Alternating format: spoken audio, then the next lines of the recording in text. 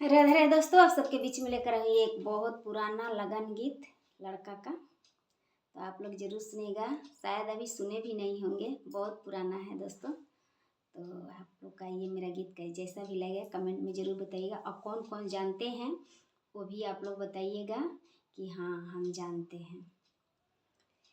कहाँवा में छुरिया गढ़ावल बाटे, एंगूरा भारावल बाटे, आगे माई कहाँवा के हड़ुवन दूल्हावा, तो कहाँवा में लड़ैया लिहले, आगे माई कहाँवा के हड़ुवन दूल्हावा, तो कहाँवा में लड़ैया लिहले, अयोध्या में छुरिया गढ़ावल बाटे, एंगूरा भारावल बाटे, आगे माई अयोध्या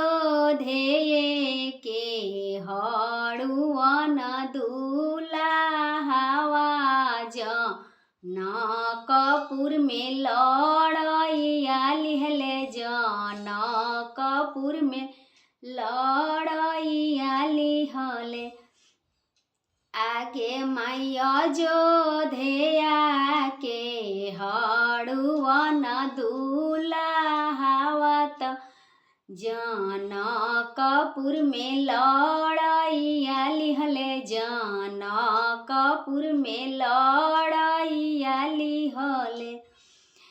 अरे अरे भैया अपन भैया धेनु का चढ़ाई रखी हो, आहो भैया अवई त बाड़े बह नोइया, तो कुरवे खेते लड़ैया लिहन, आहो भैया अवई त बाड़े बह नोइया, तो कुरवे खेते लड़ैया लिहन। दिन भर भैया हो जीती अइल, सांझी बेरिया हारी गइल, आहो भैया हरल सुंदर अइसन बहिनी, श्री राम दुल्हा जीती गइले, राजा राम दुल्हा जीती गइले, आहो भैया हरल सीता हो अइसन बहिनी, श्री राम दुल्हा जीती गइले, राजा राम दुल्हा जीती गइले।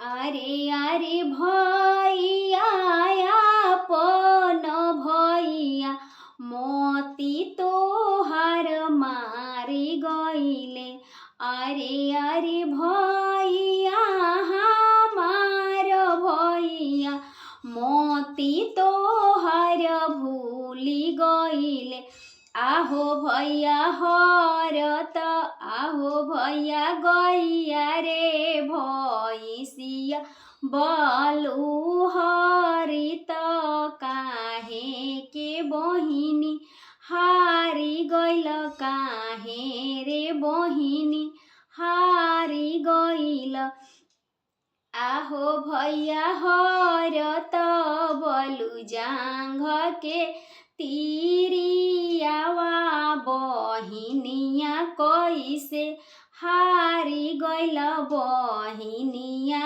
कैसे हारी गइल, अरे अरे बहिनी सुंदर बहिनी मतिया तोहरो मारी गइले, अरे अरे बहिनी हमार बहिनी मोतिया तोहरो भूली गइले, आहो बहिनी गैया रे भैंसिया घर के लक्ष्मी बहिनिया तू त पाराया धन बहिनिया तू पाराया धनवा। आहो बहिनी जांघ के तिरियावा घर के लक्ष्मी बहिनिया तू पाराया धनवत बहिनिया तू पाराया धनवा। अरे अरे भैया कौन भैया मतिया तोहर भूली गइले। आहो भैया खेतरे बधरिया बलु हरित सुंदर बहिनी कैसे हरल सुंदर बहिनी कैसे हरल। अरे अरे बहिनी दुलाराई तीन बहिनी मतिया तोहरो भूली गइले। आहो बहिनी खेतरे बधरिया घर के लक्ष्मी बहिनिया हड़ू पाराया धन बहिनिया हड़ू पाराया धनवा। आहो बहिनी खेतवा रे बधरिया घर के लक्ष्मी बहिनिया तू त पाराया धन बहिनिया हड़ू पाराया धनवा। तो ये मेरा बहुत पुराना गीत है दोस्तों, आप लोग ज़रूर सुनिएगा और जो जो जानते हैं वो भी कमेंट बताइएगा और जैसा भी ले कमेंट बताइए। जय श्री मना रहे, राधे राधे।